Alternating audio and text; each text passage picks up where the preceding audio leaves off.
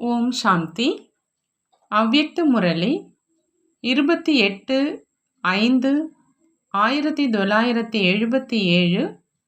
அவ்யக்த பாப்தாதா, மதுபன். பாப்தாதாவின் நிரந்தர இதய சிம்மாசனதாரி, சமமான குழந்தைகளின் லட்சணம். பாப்தாதா நெருக்கமான சமமான நட்சத்திரங்களை பார்த்து கொண்டிருக்கிறார். தந்தைக்கு எப்பொழுதும் நினைவு இருக்குது. எப்படி குழந்தைகள் நினைவு சொரூபமாக இருக்கிறாங்க, அதே மாதிரி தந்தையும் தன்னுடைய நெருக்கமான குழந்தைகளின் நினைவு சொரூபமாக இருக்கிறாங்க.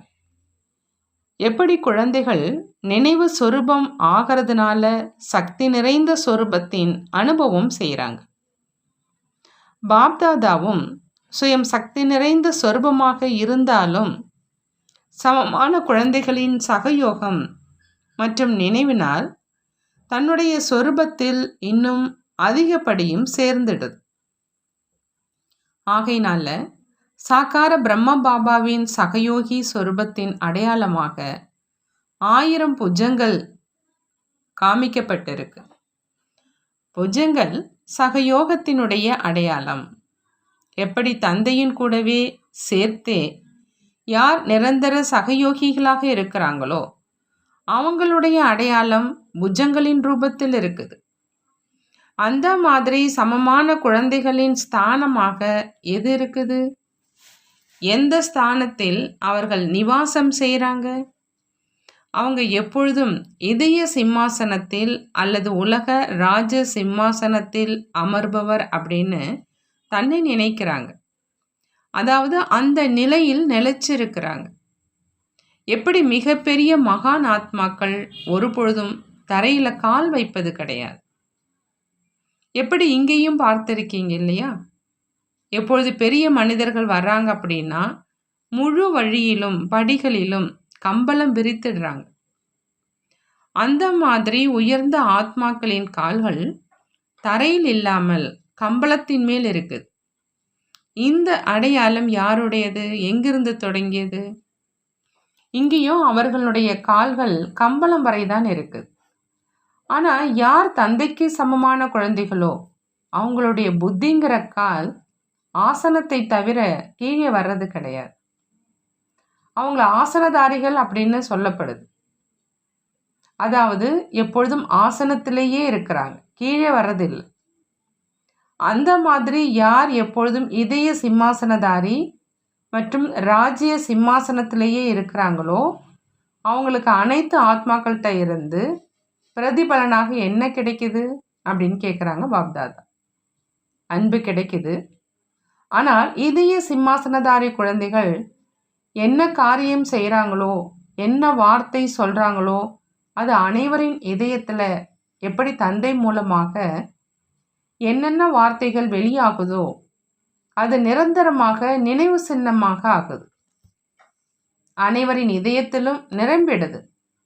அந்த மாதிரி பதியுது. நினைவு சின்னமாக இருந்துருது. பின்பு அரை கல்பத்துக்கு பிறகு நினைவு சின்னமாக கீதை ரூபத்தில் எழுதப்பட்டிருக்குது. அப்படி தந்தையினுடைய மகா வாக்கியத்தின் நினைவு சின்னம் ரூபத்தில் மேலே இருந்துருது.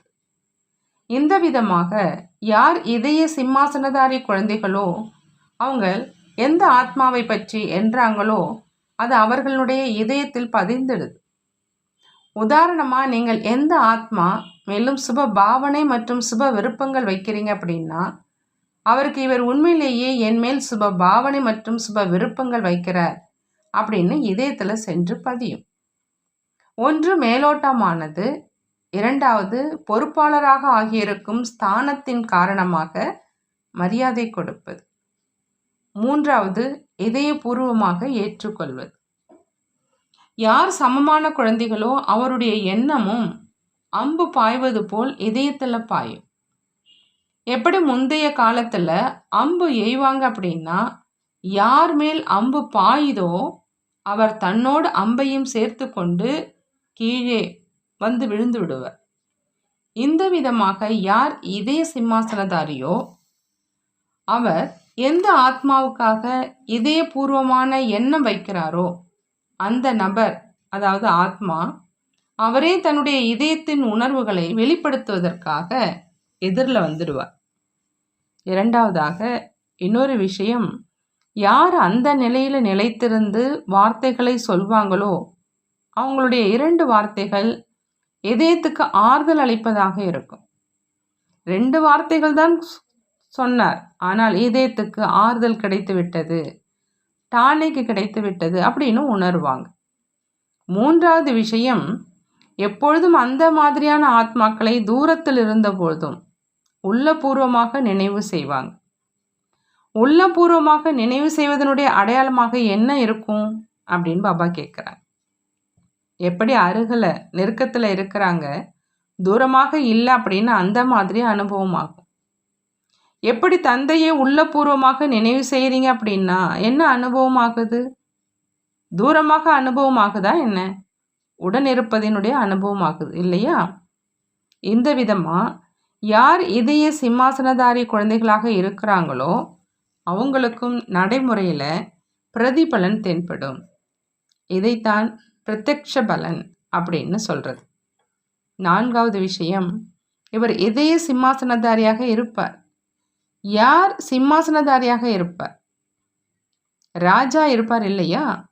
எப்படி யாராவது பெரியவர் இருக்கிறாங்க அப்படின்னா அவரை அனைவரும் தன்னுடையவர் அப்படின்னு நினைக்கிறாங்க.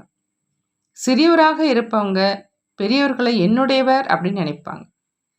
அப்படி இதய சிம்மாசனதாரி குழந்தைகளை ஒவ்வொருவரும் தன்னுடைய பெரியவர் அப்படின்னு நினைப்பாங்க. இதுதான் அடையாளம். தன்னுடையவர் என்று உணர்வு ஏற்படும். நம்முடைய மூதாதையார் பெரியவர், பூஜைக்குரியவர் என்ற அனுபவம் ஆகும். சொல்வதற்கு இந்த வார்த்தை பக்தி மார்க்கத்தை சேர்ந்ததாக இருக்கு. ஆனால் எப்படி முன்னோராக இருப்பவர்களை பற்றி இவர் எங்களுடைய மூதாதையார், பூஜைக்குரியவர் அப்படிங்கிற அந்த போதை இருக்குதோ, இதே விதமாக ஒவ்வொரு ஆத்மாவும் யார் யார் தொடர்பில் இருக்கிறாங்களோ அவங்க இவர்தான் எங்களுடைய மூதாதையார், பூஜைக்குரியவர் அப்படின்னு உணர்வாங்க. தன்னுடையவர் என்று உணர்வாங்க. அந்த மாதிரி இதய சிம்மாசனதாரியாக எத்தனை பேர் ஆவாங்கன்னு கேட்குறாங்க பாபா. குறைவானவர்கள் தான் ஆவாங்க. இதுதான் அஷ்ட ரத்னங்களினுடைய விசேஷம். இது 100லும் இருப்பதில்லை. அவர்களிலும் தாய் தந்தையர் இருக்கிறாங்க. இருந்தும் அவர்களிலும் வரிசை எண் இருக்குது தான் இல்லையா? அப்படி எப்பொழுது முதல் இடத்திலும் வரிசை எண் இருக்குதுன்னா பின்னால் வருபவர்களிலும் வரிசை எண் இருக்குன்னு சொல்கிறாங்க பாபா. தாதி வெளிநாட்டு சேவைக்காக சென்றுகிட்டு இருக்காங்க. இதன் குஷி அனைவருக்கும் இருக்குது. ஏன்? செல்வதில் பொதுவாக வேறு உணர்வலைகள் தான் இருக்கணும். ஆனால் குஷி ஏன் இருக்குதுன்னு கேட்குறாங்க பாபா. மேலும் முக்கியமாக குஷினுடைய அலை இருக்குது ஏன்? விசேஷமாக அனைவருக்கும் இந்த விஷயத்தில் குஷி இருக்குது. எதை அனைவரும் வெகு காலமாக ஏதாவது கொஞ்சம் நடக்கணும், கொஞ்சம் பரிவர்த்தனை வரணும் அப்படின்னு வெகு காலமாக காத்துட்டு இருந்தாங்களோ, அப்படி இந்த பங்கை பார்த்து அனைவருடைய புத்தியில் ஏதாவது புதுமை, பரிவர்த்தனையினுடைய பாவனை வந்துட்டுருக்குது. இவர் சென்று கொண்டிருக்கவில்லை, ஆனால் எதையோ அருகில் கொண்டு வர்றார். அப்படி அனைவருக்கும் அனுபவம் ஆகுது. ஏதோ பரிவர்த்தனை, புதுமையினுடைய வரைபடம் எதிரில் வர்றதுனால செல்வத்தினுடைய எண்ணம் அதில் அடங்கிவிட்டது. இப்போ ஏதோ பரிவர்த்தனையுடைய அஸ்திவாரம் உருவாகிட்டு இருக்கு என்ற இதுதான் அனைவருடைய புத்தியில் இருக்கு. வெகு காலமாக ஏதாவது புது விஷயம் இப்போது நடக்கணும் என்ற அனைவருடைய எண்ணத்தில் இருக்கு. வெகு காலமாக அதே காட்சிகள் நடந்துட்டுருக்கு. கொஞ்சம் புதுமை நடக்கணும். வெளிநாடு செல்வதற்கான பங்கு என்ன உருவாகி இருக்குதோ அதில் அனைவருடைய இதயத்தில் இயல்பாகவே அந்த அலை இருக்குது. யாருக்கும் எதுவும் சொல்லப்படலை, ஆனால் ஒரு புது ஊக்கம், உற்சாகம் இருக்குது. அங்கேயோ ஊக்கத்தில் இருக்கிறாங்க, ஆனால் பாரதத்திலும் புதுமை நடக்கும் என்று நினைக்கிறாங்க. ஆகையினால் அனைவருக்கும் குஷியின் புது உணர்வலைகள் இருக்குது. அருகாமையில் சென்றடையது தென்பட்டு கொண்டிருக்குது. நெருக்கத்தினுடைய காட்சிகள் வந்துட்டுருக்குது அப்படின்னு நினைக்கிறாங்க. இந்த உணர்வு வருது. ஆகையினால யார் விசேஷ ஆத்மாக்களாக இருக்கிறாங்களோ அவங்களுக்குத்தான் நேரத்தினுடன் மிகுந்த சம்பந்தம் இருக்குது. எப்படி பிரம்மாவினுடைய ஆத்மாவுக்கு காலத்துடன் ஆழமான தொடர்பு இருக்குது, பிரம்மாவினுடைய ஜென்மம் மற்றும் சங்கமேகம் வருவது ஏற்படுது. ஒருவேளை பிரம்மாவுக்கு பங்கு இல்லை அப்படின்னா சங்கமயுகம் இருக்காது. பிரம்மாவினுடைய சாக்கார பங்கின் முடிவு மேலும் மற்ற பங்கினுடைய ஆரம்பம் ஆவது. இதுவும் நேரத்தை அருகில் கொண்டு வருவதற்கான ஆதாரம். பிரம்மாவினுடைய பங்கின் முடிவு அப்படின்னா சங்கமயுகத்தின் முடிவு. ஆகினால் எப்படி பிரம்மாவின் ஆத்மாவுக்கு நேரத்துடன் ஆழமான சம்பந்தம் இருக்குது, அதே மாதிரி யார் பின்பற்றி நடக்கும் ஆத்மாக்களாக இருக்கிறாங்களோ அவங்களோட ஒவ்வொரு காரியத்துக்கும் நேரத்துடன் அந்த அளவு நெருக்கமான சம்பந்தம் இருக்கு. நேரத்தை காட்டும் கடிகார மாதிரி ஆகிவிடுறாங்க. எப்படி பாருங்க, நீங்க யார் பொறுப்பாளர்களாக ஆகியிருக்கீங்களோ உங்களுடைய எண்ணங்களை படிக்கிறாங்க. அனைவரும் இவர்களுடைய நிலை எதுவரை வந்தடைந்திருக்குது என்று நேரத்துடன் ஒப்பிட்டு பார்க்குறாங்க. அப்படி நேரம் என்ன காட்டுது? அனைவரும் சோதிக்கவோ செய்கிறீங்க இல்லையா? எப்படி உங்கள் எதிரில் நேரத்தினுடைய கடிகாரமாக சாக்கார் பாபா இருந்தார். அவரோட நிலையை பார்த்து நீங்களும் ஏதோ நடக்க போகுது அப்படின்னு நினைச்சீங்க. நெருக்கத்தினுடைய அனுபவம் ஆனது பரிஸ்தா ரூபத்தை பார்ப்பது போல உடலற்ற நிலை, அந்த மாதிரி உணர்வு ஏற்பட்டுச்சு. அப்படி நேரத்தினுடைய கடிகாரம் ஆயிடுச்சு இல்லையா? அப்படி நீங்கள் யார் பொறுப்பாளர்களாக இருக்கீங்களோ அவர்களும் நேரத்தின் கடிகாரமாக இருக்கீங்க. அந்த பார்வையாலேயே கடிகாரம் என்ன காட்டிக் கொண்டிருக்குது என்று உங்களை பார்க்குறாங்க. இந்த வெளிநாடு செல்வதற்கான பங்கு இதுவும் ஏதோ முக்கியமான மணி அடித்தது என்று அந்த மாதிரி அனுபவம் ஆகும்னு சொல்றாங்க பாபா. பரதாதியோடு அவ்யக்த பாப்தாதாவினுடைய சந்திப்பு, அதாவது நிர்மல் சாந்தா தாதியோடு. நாடகம் உங்களையும் நெருக்கமான பங்கை செய்வதற்கு பொறுப்பாளராக ஆக்கியிருக்கு.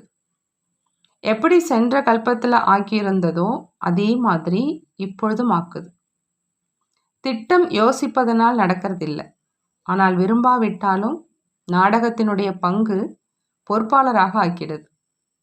இதுலேயும் பெரிய ரகசியம் இருக்குதுன்னு சொல்கிறாங்க பாபா. உங்களுக்கு வரதானமும் இருக்கு.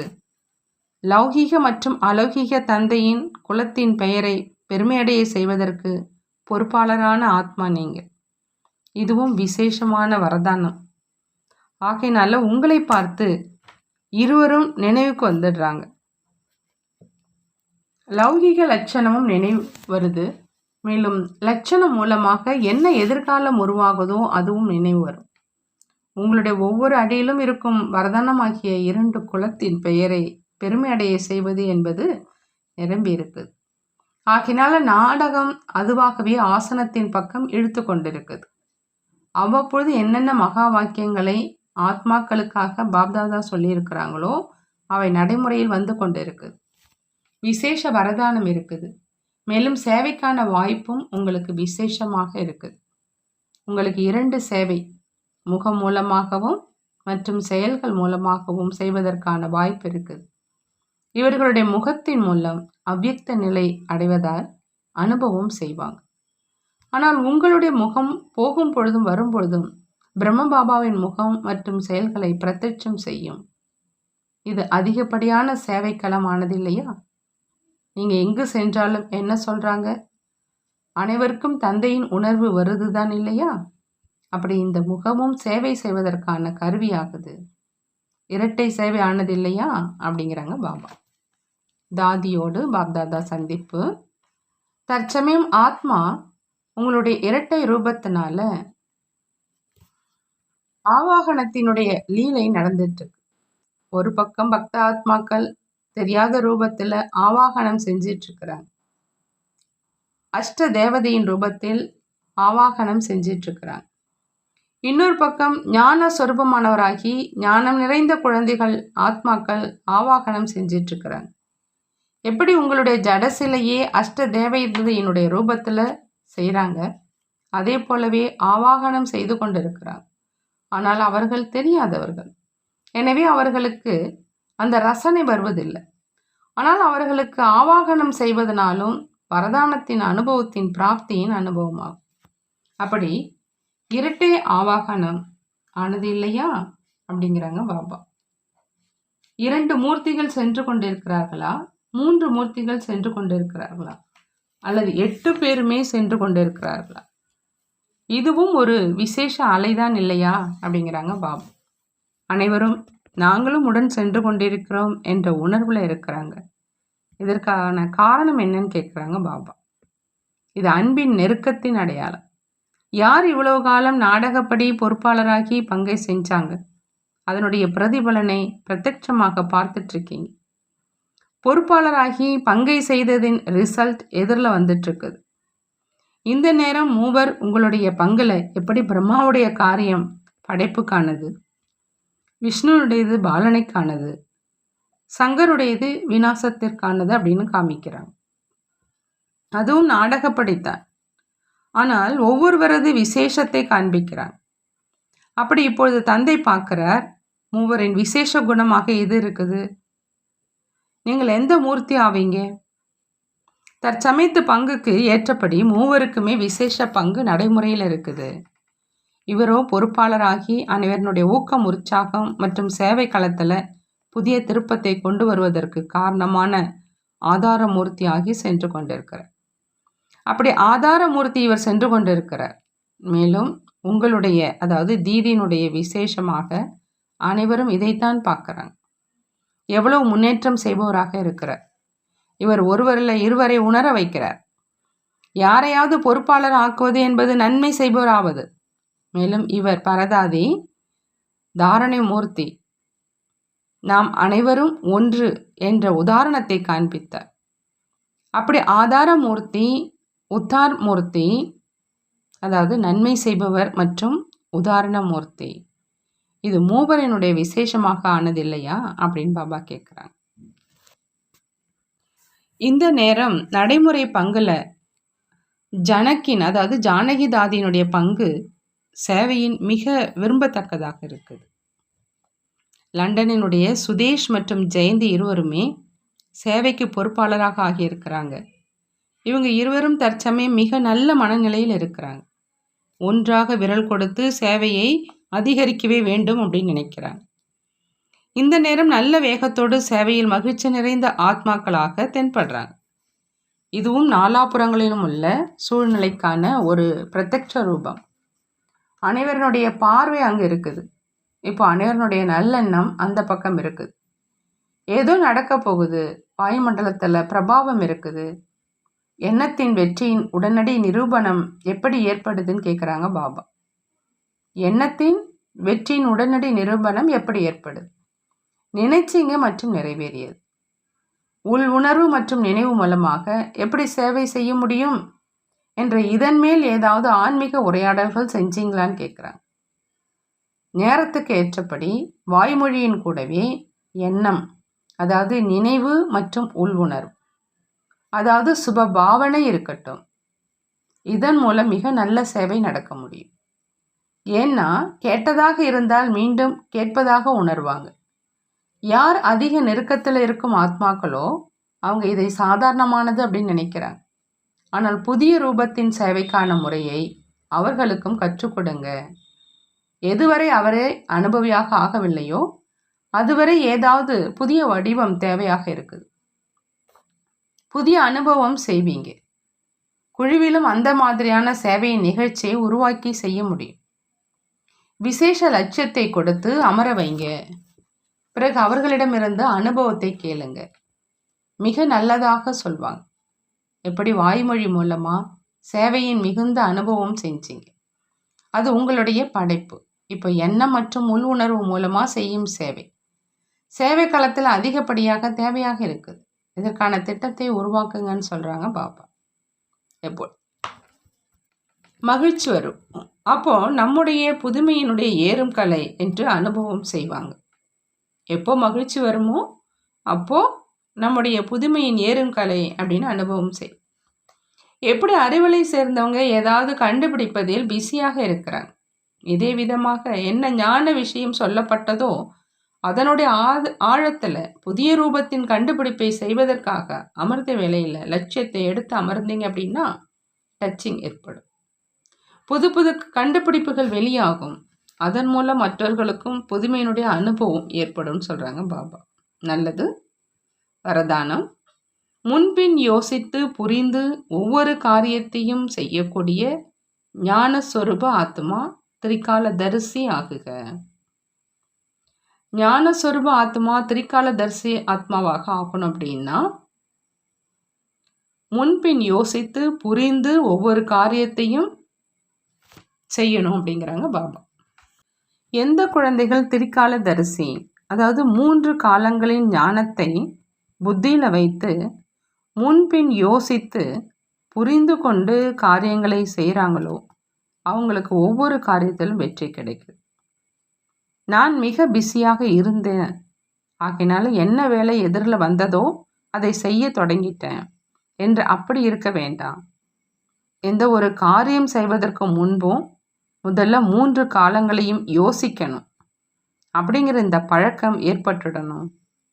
திரிகாலதரிசி நிலையில் நிலைத்திருந்து காரியம் செஞ்சீங்க அப்படின்னா எந்த ஒரு காரியமும் வீணானதாக மற்றும் சாதாரணமானதாக இருக்காதுன்னு சொல்கிறாங்க பாபா.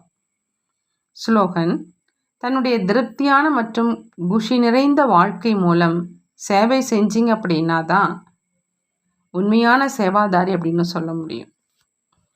உண்மையான சேவாதாரி தன்னுடைய திருப்தியான மற்றும் குஷி நிறைந்த வாழ்க்கை மூலம் சேவை செய்வாங்க. நல்லது. ஓம் சாந்தி. நன்றி பாபா, நன்றி.